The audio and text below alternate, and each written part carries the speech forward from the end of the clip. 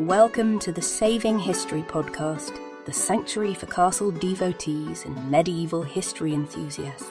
Prepare to embark on a thrilling voyage through time as we unveil enthralling history and legend.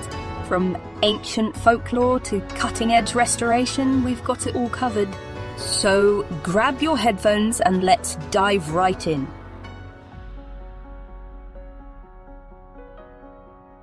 Imagine 15th century Scotland, a land of rugged landscapes and equally rugged politics. The country is steeped in the mists of legend, with clans vying for power, alliances forming and breaking, and the crown struggling to maintain its tenuous grip on the realm. It is a time of castles and kings, of feuds and factions, where loyalty is both prized and perilous. Scotland, in the early 1400s, was a kingdom in turmoil. The death of King James I in 1437 left the throne to his young son, James II, who was only 6 years old at the time. The regency that followed was fraught with conflict, as powerful nobles sought to control the young king and, by extension, the kingdom itself. Among these nobles, the Douglas clan stood out, their power and influence casting a long shadow over the royal court. The Douglases were a force to be reckoned with. Their vast estates, military might, and political acumen made them one of the most formidable clans in Scotland. The family had a storied history of both loyalty to the crown and fierce independence. They had fought valiantly for Scotland's freedom in battles such as Bannockburn, and their loyalty to Robert the Bruce was legendary. But by the mid-15th century, their growing power began to threaten the very stability of the kingdom. King James II, though young, was not blind to the danger posed by the Douglases. His regents, particularly Sir William Crichton, the Chancellor of Scotland, and Sir Alexander Livingston, the Governor of Stirling Castle, were deeply concerned about the influence of the Douglas family. They saw the young Earl of Douglas, William, as a direct threat to the king's authority and the unity of the kingdom. Let's take a closer look at these key figures. King James, often depicted as a child clutching his crown, was a monarch surrounded by intrigue and danger. His regents, Crichton and Livingston, were astute and ambitious men determined to secure their power and protect the young king from any potential rivals. On the other side stood the Douglas brothers, William and David. William, the 6th Earl of Douglas, had inherited his title at the tender age of 16. Despite his youth, he was a figure of considerable charisma and capability. His brother, David, though younger, was equally significant in the eyes of their followers. Together they represented a potent combination of noble heritage and youthful vigour. As we set the stage for the events to come, picture the imposing structure of Edinburgh Castle perched high on its rocky crag, overlooking the city. It is within these ancient stone walls that the tragic events of the Black Dinner would unfold. The castle, a symbol of royal power and a fortress of safety, would become a place of betrayal and bloodshed. Join us as we explore the dark corridors of Edinburgh Castle, where betrayal and treachery culminated in a night of horror that would echo through the centuries. The air is thick with tension as we move closer to the fateful night. The chill of a Scottish winter seeps into the castle walls, mingling with the flickering light of torches and the distant sounds of revelry.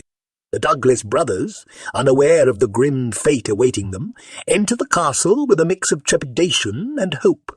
They believe they are here to reconcile with the king, to forge a path of peace and unity. But beneath the veneer of hospitality lies a sinister plot.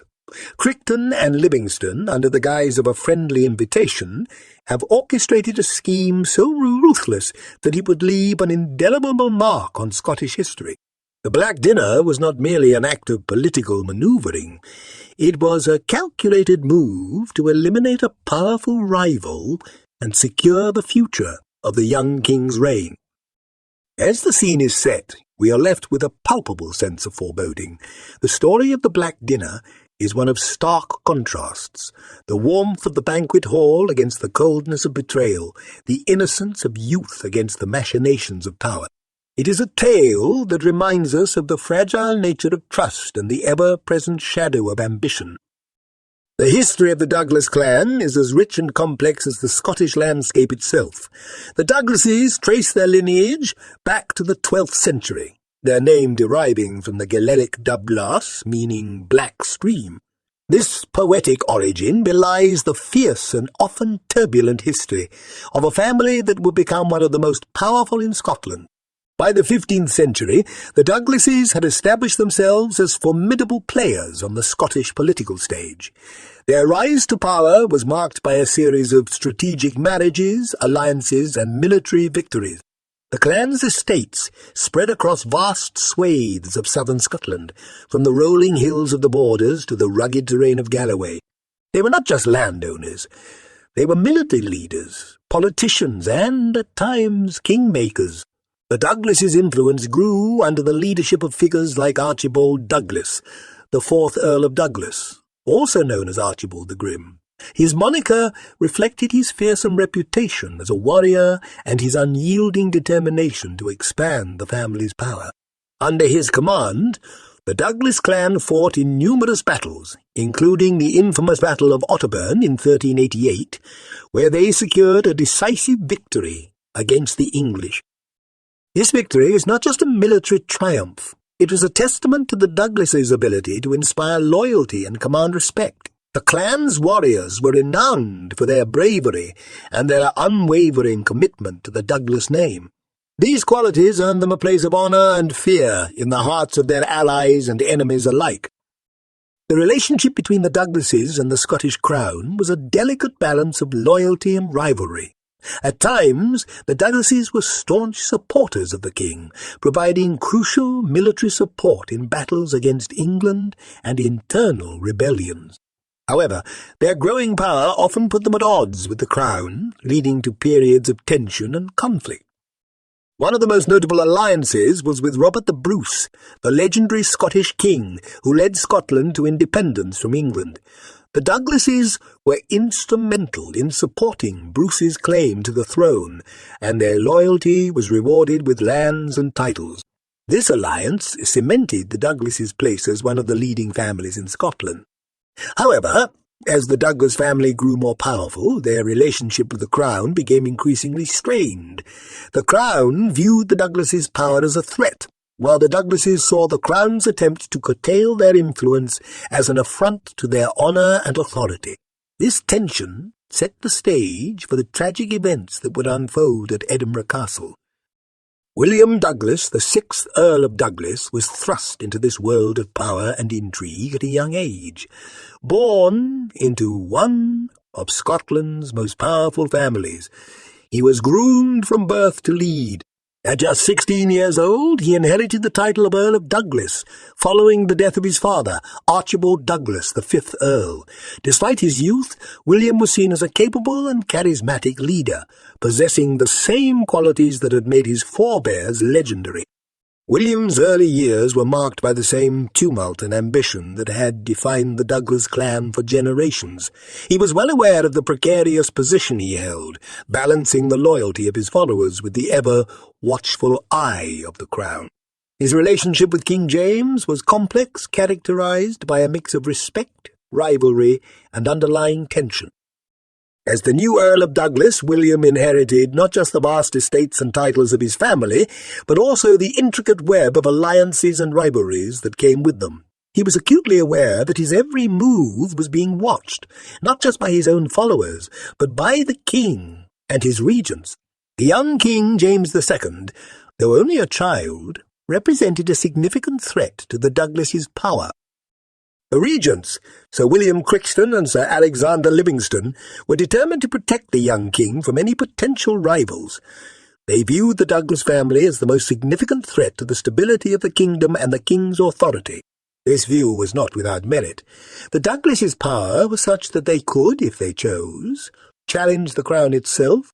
In 1440, a year before the Black Dinner, tensions between the Douglases and the crown reached a critical point. William Douglas, aware of the precariousness of his position, sought to consolidate his power by forging alliances with other powerful nobles.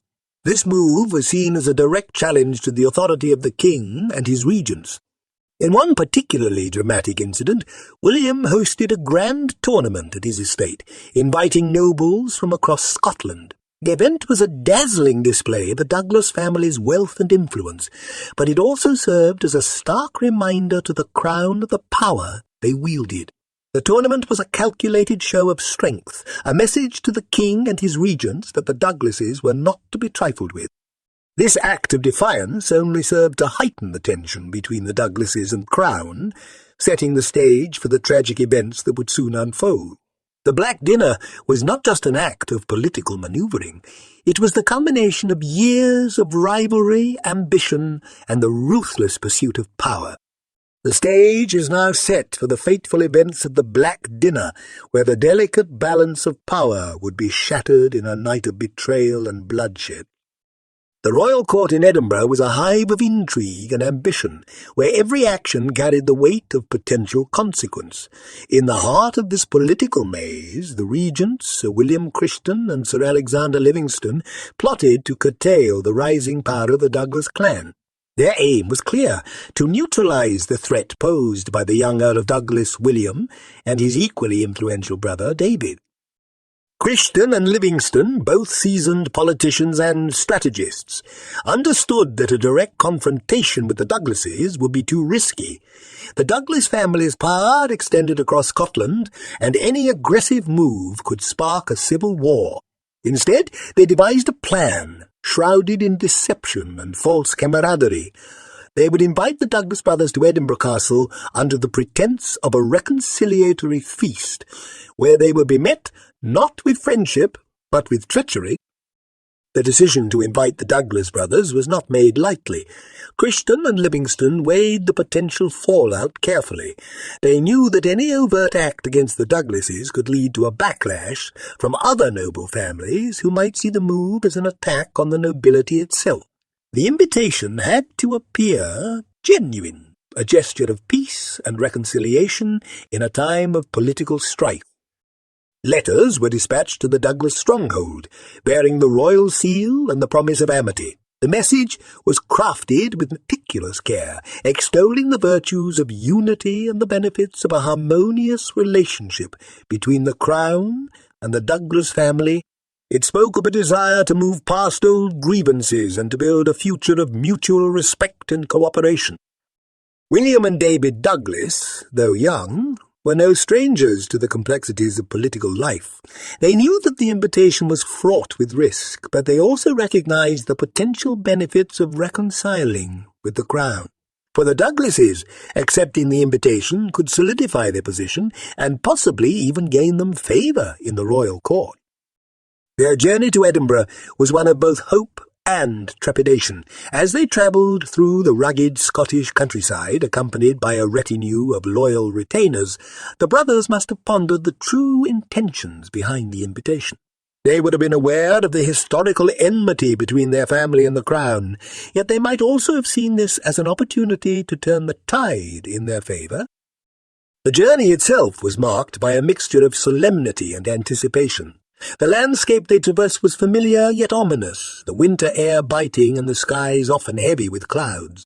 Along the way, they would have passed through villages and towns, their presence a reminder to the local populace of the Douglases' power and influence. The brothers were likely accompanied by a small but formidable entourage of knights and men-at-arms, their banners fluttering in the wind, displaying the Douglas coat of arms. This was not just a journey. It was a display of their status and a reminder to all who saw them of their formidable power. Upon their arrival in Edinburgh, the Douglases were greeted with all the pomp and circumstance befitting their status. The city, with its narrow cobbled streets and towering stone buildings, was abuzz with activity. Word of their arrival spread quickly, drawing the curious and the loyal alike to catch a glimpse of the young earls. Edinburgh Castle, perched atop its volcanic rock, loomed over the city as a symbol of royal authority and power.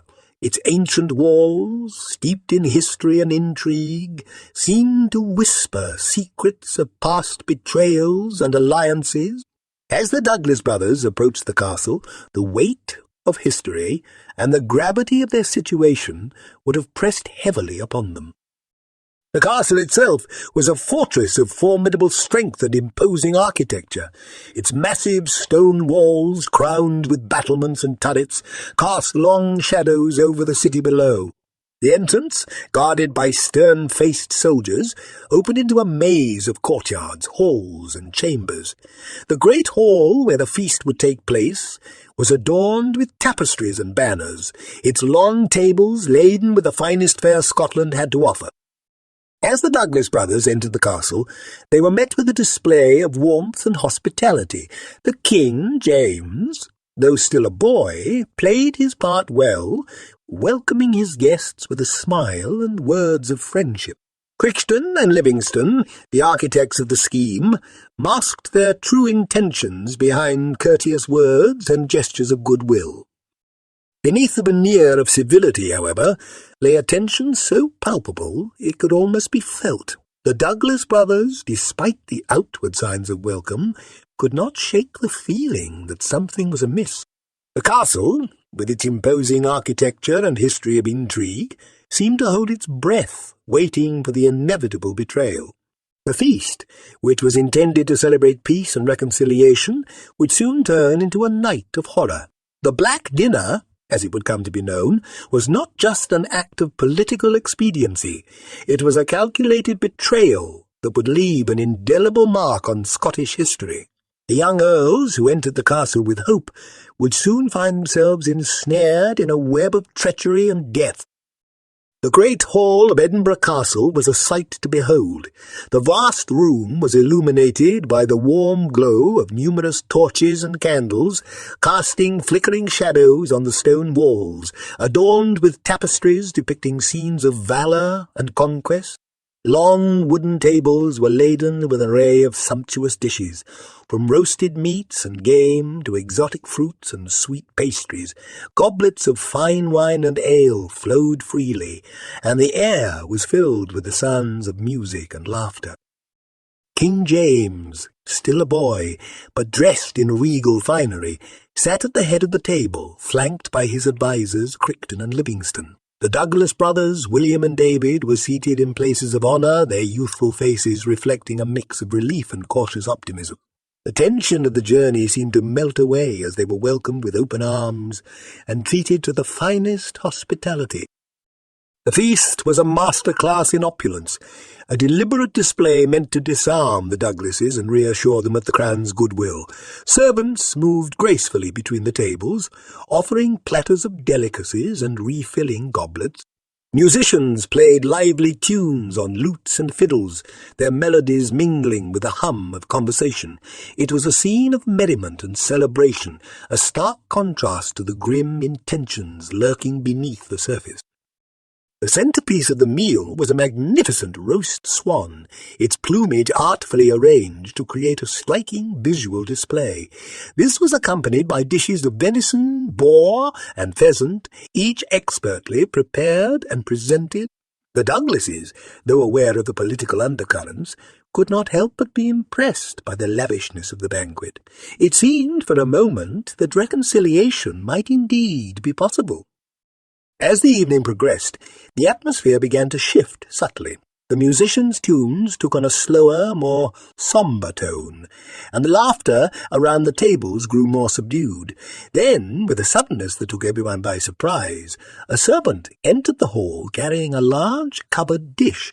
As he approached the head table, the room fell silent, all eyes turning to see what new delicacy was being presented. With a dramatic flourish, the servant removed the cover to reveal a black bull's head, its lifeless eyes staring blankly ahead. In Scottish symbolism, the black bull's head was a harbinger of death, a grim omen that struck fear into the hearts of all who saw it. The hall was filled with a collective gasp, the air thick with shock and dread. Before the Douglas brothers could fully grasp the significance of the bull's head, soldiers entered the hall, their armour clanking ominously in the silence. Crichton and Livingstone stood, their faces cold and resolute. King James, though young, mirrored their stern expressions, his role in the plot now clear. The soldiers seized William and David, dragging them from their seats with brutal efficiency. The young earls struggled, their faces a mixture of confusion and horror. Cries of outrage and disbelief erupted from the guests, but any attempt at intervention was swiftly quelled by the heavily armed guards. The betrayal was swift and merciless, leaving no room for doubt or escape. The Douglases' final moments in the great hall were marked by a desperate plea for justice. William, the elder brother, demanded to know the charges against them, his voice echoing through the stone chamber. Crichton, with a voice as cold as the stone walls, declared them traitors to the crown, guilty of plotting against the king. There was no trial, no opportunity for defence, only the swift and brutal hand of political expediency. The Douglas brothers were led away, their cries fading into the distance as the heavy doors of the hall slammed shut behind them. The guests remained in stunned silence, the reality of the situation sinking in. The feast, which had begun as a celebration of unity, had transformed into a nightmarish scene of betrayal and impending death. The tension in the hall was palpable, a silence so profound it seemed to choke the very air. The sight of the Black Bull's head, a symbol of execution, and the sudden violence of the soldiers' entrance created an atmosphere of dread that hung over the guests like a dark cloud. The Douglases, caught in a web of deceit, were now at the mercy of their captors. As the brothers were led away, the feast continued in a grotesque parody of normalcy. The music resumed, though now with a sombre undertone, and the guests, though visibly shaken, attempted to continue their conversations. But the joviality was gone, replaced by an undercurrent of fear and uncertainty. What had begun as a night of reconciliation had turned into a grim tableau of power and betrayal. Back in their quarters, the Douglas brothers faced the harsh reality of their situation. Guards stood watch outside their door, ensuring there was no chance of escape.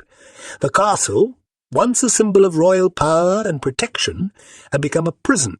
The brothers' thoughts must have raced, grappling with the sudden turn of events and the imminent threat to their lives. Meanwhile, in the great hall, the regents conferred with the king, discussing the next steps. The decision to arrest the Douglases had been made with cold calculation, and now they had to ensure that their plan would not backfire. They knew that the execution of the Douglas brothers would send shockwaves through Scotland, potentially igniting rebellion or backlash from other noble families. The night air in Edinburgh Castle was bitterly cold, a chill that seemed to penetrate the very stones of the ancient fortress. Inside the walls, the atmosphere was even colder, filled with the dread of what was to come. The castle's corridors, usually bustling with the activities of court life, were eerily quiet, save for the distant clanking of armour and the murmured conversations of guards. The Douglas brothers, William and David, were confined in a dark, damp cell, their wrists bound with rough rope. The reality of their fate had settled in, the weight of betrayal and the imminence of death pressing heavily upon them. They had been given no trial, no chance to defend themselves, only the grim certainty of execution. In truth, there was no trial to speak of. The decision to execute the Douglas brothers had been made swiftly and decisively by the regents, Sir William Crichton and Sir Alexander Livingston, with the young King James's reluctant approval. The charges of treason were fabricated, a convenient pretext to eliminate the threat posed by the powerful Douglas family. The execution was not about justice. It was a calculated act of political expediency. As the hours dragged on, the brothers were visited by a priest who offered them the last rites.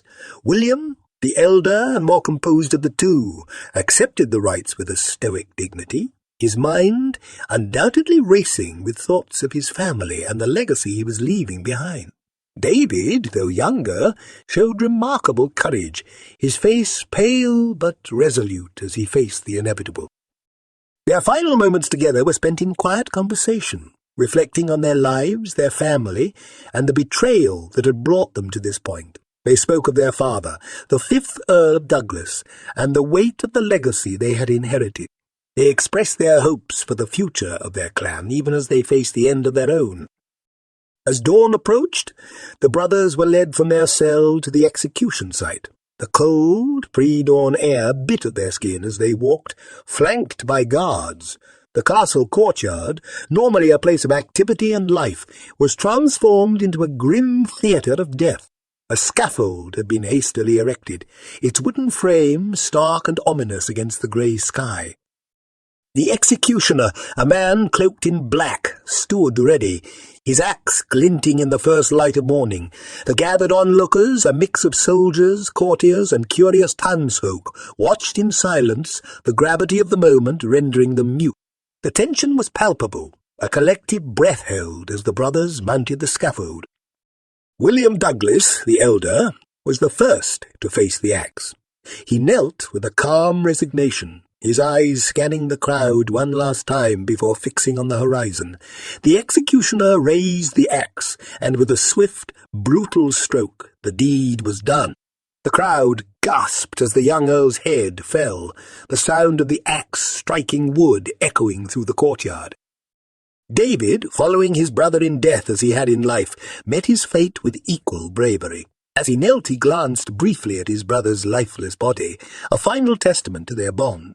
The executioner's axe fell again, and with it the hopes of the Douglas family were severed. The silence that followed was heavy, the air thick with the sense of a profound and irrevocable loss. The bodies of the Douglas brothers were left on display as a grim warning to others who might challenge the authority of the crown. It was a message written in blood, a stark reminder of the ruthlessness of political power. The onlookers, having witnessed the brutal execution, dispersed in a sombre silence, each carrying with them the memory of the tragic event. In the halls of Edinburgh Castle, the regents and their allies moved swiftly to consolidate their victory. Crixton and Livingston, satisfied that they had eliminated the immediate threat, turned their attention to ensuring that the power vacuum left by the Douglases' death did not lead to further instability. They sent emissaries to other noble families, seeking to secure their loyalty and prevent any potential rebellion. The king, James II, though young, was deeply affected by the events. Though he had approved the execution, the weight of the decision and the sight of the brothers' deaths left a lasting impression on him. It was a harsh lesson in the realities of power and the brutal measures sometimes required to maintain it. The execution of the Douglas brothers was a turning point in Scottish history. It marked the end of the Douglas family's dominance and served as a grim reminder of the dangers inherent in the pursuit of power. The young King James, having witnessed the ruthless measures taken to secure his throne, would carry the lessons of that night with him throughout his reign. As the castle returned to its daily rhythms, the shadow of the Black Dinner and its bloody aftermath lingered. It was a chapter in Scotland's history that would be remembered for its treachery, its brutality, and its profound impact on the balance of power within the kingdom. The immediate aftermath of the Black Dinner was felt across Scotland like a thunderclap. The news of the Douglas brothers' brutal execution spread quickly, sending shockwaves through the Scottish nobility. The power vacuum left by their deaths was profound, creating an atmosphere of uncertainty and fear. The regents, Crixton and Livingston, had hoped that the elimination of the Douglases would consolidate their control and stabilize the kingdom. Instead, it ignited a powder keg of political unrest. Noble families across the realm reacted with a mixture of horror and anger. The Douglases had been one of the most powerful and influential clans in Scotland, and their sudden and violent removal from the political landscape upset the delicate balance of power. Many nobles, who had previously been wary of the Douglases' dominance, now saw the Crown's actions as a threat to their own autonomy and security. The execution was viewed as a ruthless power grab, undermining trust in the Crown and its regents. The response from other clans was swift and decisive. Allies of the Douglases were incensed, vowing vengeance for the deaths of William and David. The powerful Black Douglases, a cadet branch of the Douglas family, were particularly enraged. They saw the execution as not just an attack on their kinsmen, but an affront to their honour and position. This faction, led by James the Gross, the new Earl of Douglas, quickly began to mobilize, preparing to challenge the crown. Tensions rose as alliances were tested and new ones formed. The Hamiltons, the Gordons, and other prominent families weighed their options carefully, assessing the shifting political landscape. Some saw an opportunity to assert their own power, while others feared becoming the next target of the Crown's ruthless policies. The Regent's attempt to quell the Douglases' influence had instead sown the seeds of widespread rebellion. The long-term consequences of the Black Dinner were profound. The execution of the Douglas brothers marked the beginning of a period of intense conflict and instability in Scotland. The Black Douglases, under James the Gross, waged a series of bloody campaigns against the Crown, seeking to avenge their fallen kin and restore their family's power. These conflicts, known as the Douglas Wars, plunged Scotland into chaos and further weakened the already fragile kingdom. King James, who had witnessed the brutal measures taken to secure his throne, was deeply influenced by these events. As he grew older and assumed more control over the kingdom, he became determined to assert his authority and bring stability to Scotland. However, the lessons he learned from the Black Dinner were harsh ones, and his reign was marked by a combination of reform and ruthlessness. Contemporary chroniclers recorded the events of the Black Dinner with a mix of horror and fascination.